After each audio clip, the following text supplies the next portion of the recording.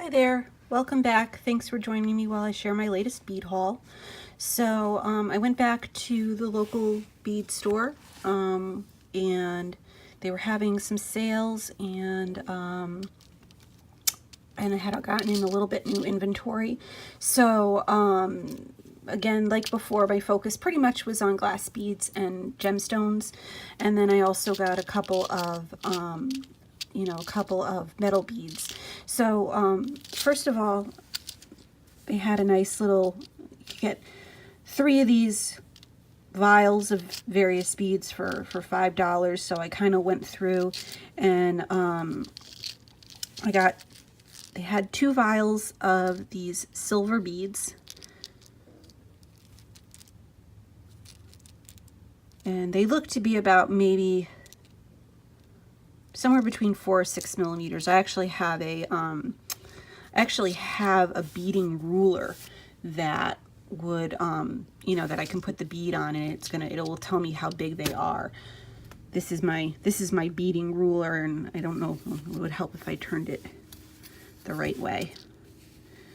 And so you place a bead on these dots until you find the one that matches the size, and it will tell you how many millimeters your bead is. I picked this up at another beading store a long time ago, and it's been incredibly helpful.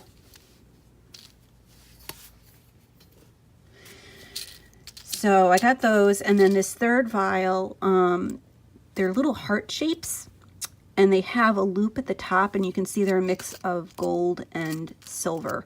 So I thought that these would be great charms at the end of a dangle earring. So that's what I'm going to end up using these for.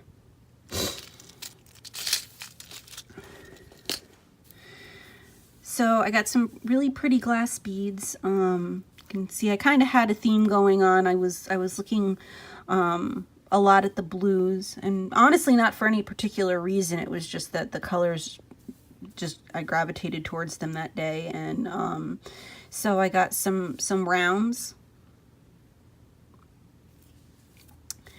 and then these are actually blue. A little hard to tell with this camera, but hopefully as you see with the light hitting them, you can see some blue shimmer to them. And these are faceted.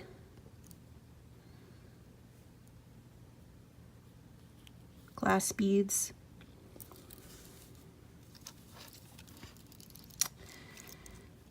And these are great for a necklace. These are faceted rondelles. These are really great for a necklace, bracelet, or I'd even use these in hoop earrings. They would work for a single strand earring too. I mean, they would work in anything, but I could see doing a couple of these with some rounds in between as a pair of hoop earrings. Maybe rounds a little bit smaller than this, but the colors are similar. Anyway, this was a really nice long strand with this color, and I love the sparkle on them. And then I got these beads. They're glass, but they almost look like a snowflake obsidian, the way that with the colors and the pattern of the design there.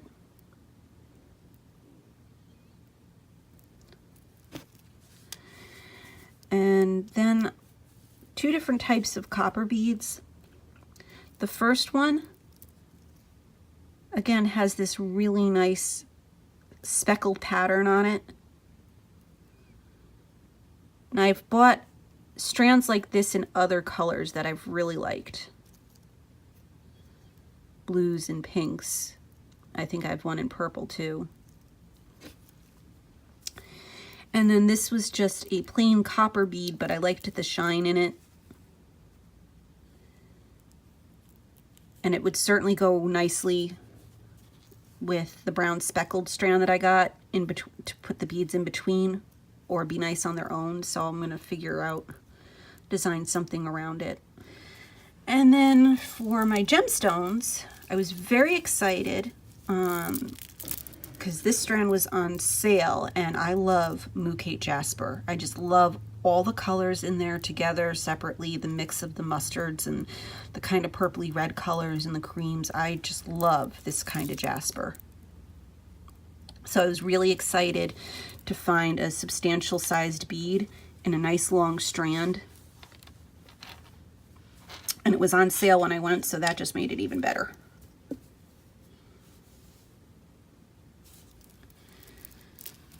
These are really pretty. This is Imperial Jasper, an 8mm faceted round. So it's round, but it has some texture to it. I don't know if the camera is going to show that to you. But the colors in there are just, every time I look at something like this, it looks like you're looking at a tiny little globe.